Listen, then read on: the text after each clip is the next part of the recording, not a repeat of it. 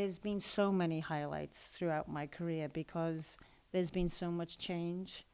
And throughout my career, you had to manage success and view success a lot differently at different times.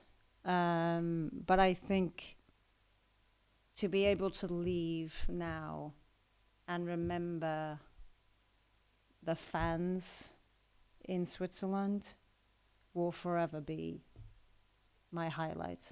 Because when I was first playing, all you ever dreamed of when you saw the 2016 Euros with the boys and you saw what the fans were like then, all you ever wanted was that for us.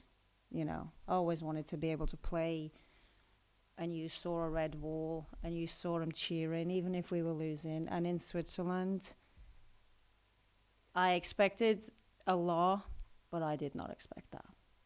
So that will stay with me forever.